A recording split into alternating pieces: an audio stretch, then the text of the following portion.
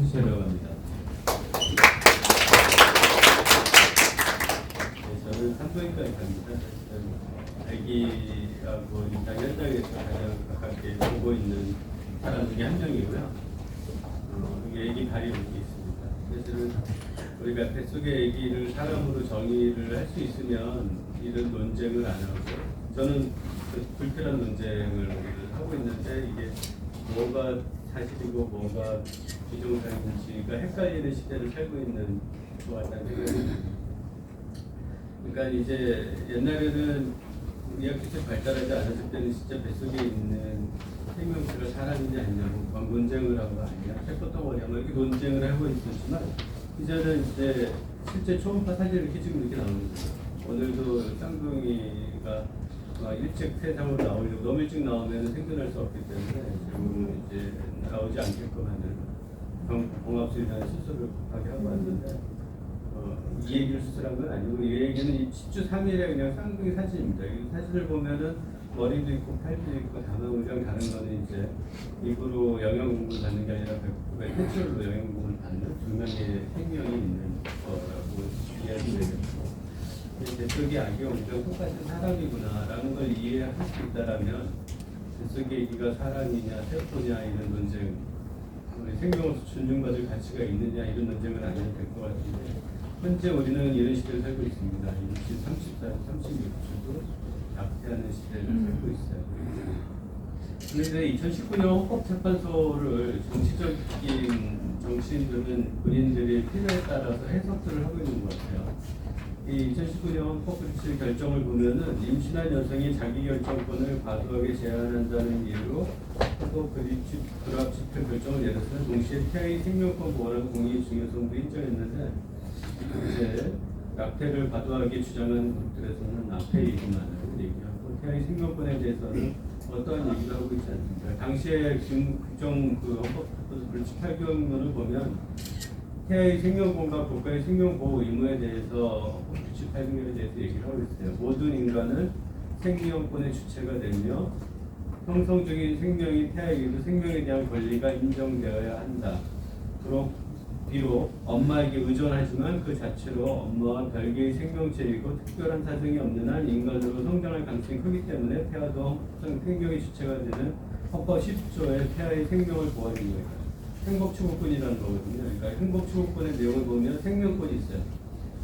그러니까 나는 생명이 있기 때문에 나는 인간으로서 존중을 받아야 되고, 그리고 내 생명은 존중받아야 된다는 행복추구권, 인간으로서 기본적인 존엄을 주장하는 헌법 10조의 가치에 태아도 해당 대상이 된다는 헌법 불이치 판결을 했던 그 조문에 이렇게 그대로 들어있습니다.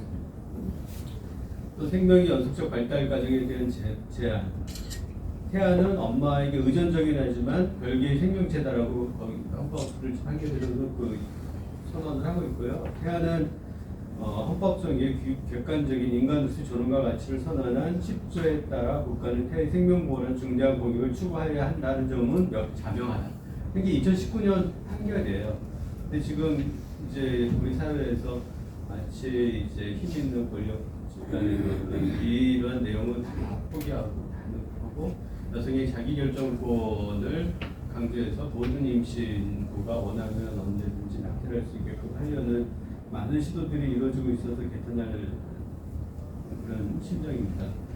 이 당시에도 이 불이치 판결이 불합치하지 않고 합치다라는 의견을 낸 두 분의 재판장이 있었어요. 조용호, 이종석 재판관이었는데 그분들의 판결문을 보면 좀 저는 사실 되게 너무 잘 썼다라는 느낌이 들더라고요. 뭐라 그랬냐면, 지금 우리가 자기 낙태죄 조항에 대한 미연 합헌 논의를 할 수 있는 것도 우리 모두 모체로부터 낙태당하지 않고 태어났기 때문이다. 또 우리가 이렇게 이 자리에 있을 수 있었던 것은 낙태당하지 않고 태어날 수 있었기 때문이다. 사실은 부모, 젊은 여성은 젊은 여성대로, 아니면 나이가 많으신 분은 나이가 많으신 대로, 결혼을 아직 못하신 분은 결혼하지 않으셨고 임신한 여성은 그 현실 상황에 따라 한 번씩은 낙태 고민들을 하시고, 그럼에도 불구하고 용기를 내서 임신을 유지하시고 우리가 이렇게 태어나게 되는 거거든요. 근데 이 헌법재판관에서 이런 문구를 그대로 썼습니다. 그래서 우리가 지금 이 논의를 할 수 있는 것도 우리가 낙태당하지 않고 태어났기 때문에 이 논의를 하고 있는 거다. 그래서 헌법 10조의 권한 모든 국민은 인간의 존엄과 가치를 가진다. 태아를 포함하여 라는 개념으로 이 말씀을 쓰셨고 인간의 생명이 존엄하고 스스로 존엄한 존재임을 의식하는지여도 태아가 스스로 존엄하다 존엄하지 않다를 인지하지 못하기 때문에 존엄하지 않은 게 아니고 그 사람이 뱃속의 아기가 스스로 존엄 여부를 인정하지 못하더라도 존엄성은 바뀌지 않는다. 인간이라는 뱃속의 태아의 생명 자체로 존엄하다는 얘기를 하고 있습니다. 그래서 이때 여기서의 헌법상의 생명의 시작은 수정란이 자궁내 착안한 순간부터라고 정의 내리고 있고 태아가 임산부의 일부라고 하더라도 임산부의 의존이라고 하더라도 태아를 적극적으로 죽일 권리가 자기결정권의 내용에 인정될 수 없다라고 아주 명확하게 두 분이 잘 이런 국제적으로는 어떠냐 세계 인권 선언에서는 너무 당연하게 모든 사람은 생명을 가질 권리 이거 너무 당연한 건데 이런 권리가 있고요. 또 이런 국제 규약에서 사형 선고는 임산부에 대해 진행되어서는 안 된다. 왜냐하면 임산부가 죄를 가졌더라도 뱃속의 아기가 죄를 가진 게 아니기 때문에 뱃속의 아기까지 한꺼번에 죽이는 이런 임산부 사형 제도는 있어서는 안 된다. 출산할 때까지는 사형률 집행해서는 안 된다는 규정을 가지고 있고요. 아동 권리협약에서도 태어나기 이전에서도 특별한 보호와 권리를 받아야 된다는 내용을 포함하고 있습니다. 미국 연방대법원에서도 2022년 6월 14일에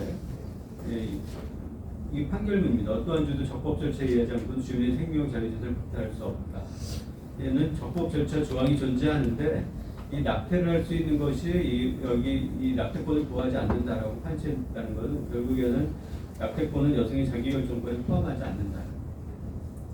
그러니까 이게 큰 법을 입하고 충돌된다는 얘기를 하고 있었던 거고 결국에 여성의 자기결정권에 낙태권이 포함되지 않는다라고 다시 서론을 했습니다. 미국에서는 연방대법원이 우리나라 헌법재판소 같은 판결인데 1972년 로드웨이드 판결이 2020년도 완전히 바뀐 거죠.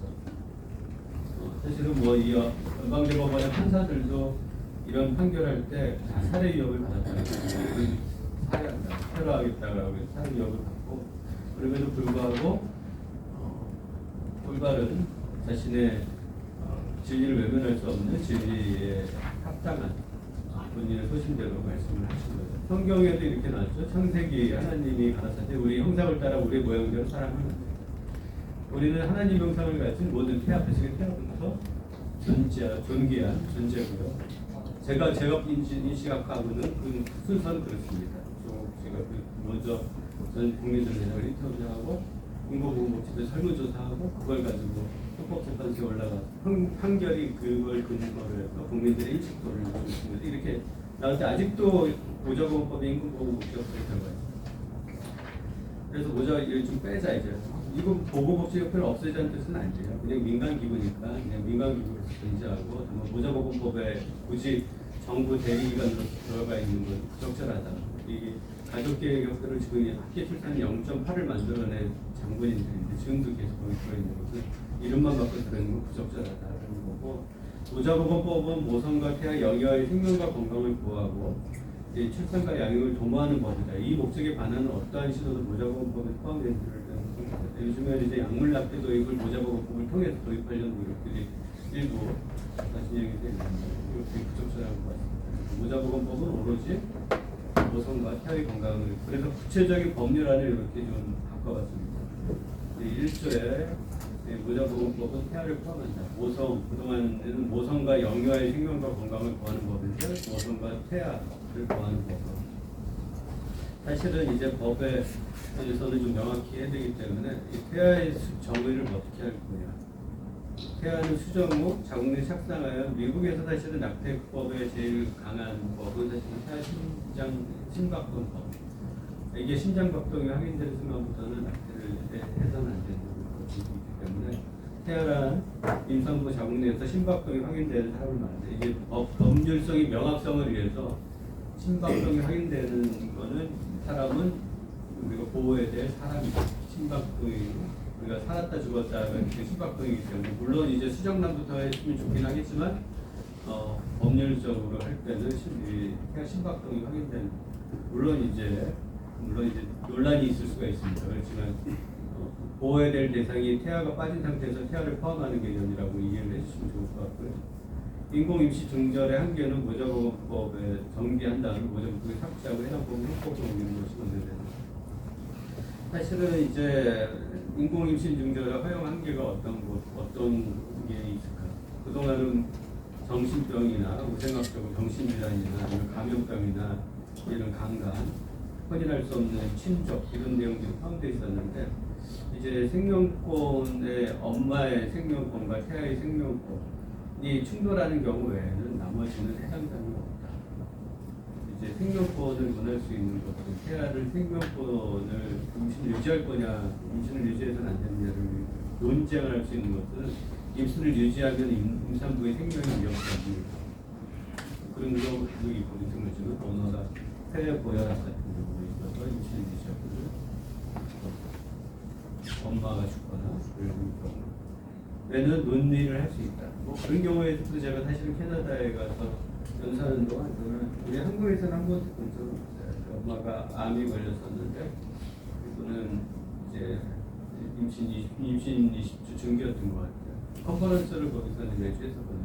저는 이제 연수 가서 1년 동안 교환 교수를 방문해서 그래 참여했는데 임산부 전형적인 논의를 합니다. 그때 임산부께서 이제 임신을 캐나다는 오히려 약태가 합법인 나라인데 임신을 중절하고 항암 치료를 하면 한 1년 정도를 더 살 것으로 생각되는 상황이었는데 임신이 중기였고 엄마는 아기를 살리고 본인이 항암 치료를 안 하겠다고 선언을 했다고 해서 의료진들은 그걸 도와주겠다. 그래서 중환자실에서 임신을 더 유지해서 몇 달 정도에서 임신 29주까지 한 2달 이상을 더 끌어서 아기를 살리고 근데 사실은 우리가 뭐 그렇게 얘기해서는 안 되겠지만 아기는 이제 시작하는 한평생의 시작의 시점이고 엄마는 이제 항암 치료를 1년 물론 이제 그런 경우에는 논쟁을 할 수 있다는 거죠. 그런 경우 아기의 생명을 선택할까 본인의 생명을 선택할 때까지 논쟁할 수 있지만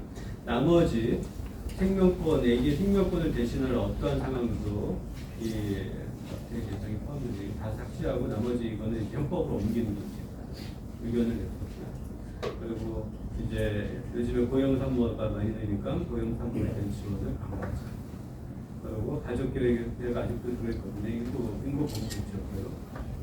이걸 기관을 없애자는 뜻은 아니고 민간기관이니까 그냥 민간기관을 존재하면 되고 모자보호법에까지 굳이 들어가 있어야 돼. 모자보호 책임지는 기관도 들어가 있을 이유가 없어서 이걸 다 삭제하자. 당시에 70년대는 불만 나 잘 되자 그러면 80년대는 불도 많다. 했던 게 지금의 현재까지 이루어진 계획에 포스트였거든요. 그래서 모자보호법이 개선해야 방향은 모자보호법은 모성의 생명과 건강을 보호하고 건강한 자녀의 출산과 애용을 보호하고 국민 보건 형태에 기여하고자 하는 겁니다. 라는 최초의 취지에 맞게 역할을 자리매김해야 된다. 그래서 모자보호법 보호 대상에 태아를 포함해야 되고 인공임신 중절에 예외적인 허용 한계로 들어가 있던 이 법은 이제는 정리를 해서 생명권과 충돌되지 않는 나머지 것들을 다 폐기하고 생명권과 충돌되는 상황에 대해서는 이제 헌법으로 이동해서 논의를 해야 됩니다. 여기서는 낙태에 대한 논의, 허용 범위를 논의하는 장소가 있다는 의견이었고요. 고령임산부, 각 시대적 사항이 있기 때문에 요즘 고령임산부가 많으니까 고령임산부 지원 법을 놓고 인구보호 목적을 삭제하고 이 모자보건법의 목적과 반대되는 어떤 법률이라든지 예를 들면 약물낙태 이런 것들을 여기 포함시켜서는 안 되겠다. 제가 문학고 이제 청산 생명연령에서 3가지 낙태반대 원칙을 적어보고 있습니다. 모든 생명이 보호받아야 되고 상업주의를 배격하고 의료진의 양심에 반하거나 종교 신념에 반하는 인간적인 의미를 반영해서 안 된다는 3가지 원칙을 적어보고 있습니다. 감사합니다.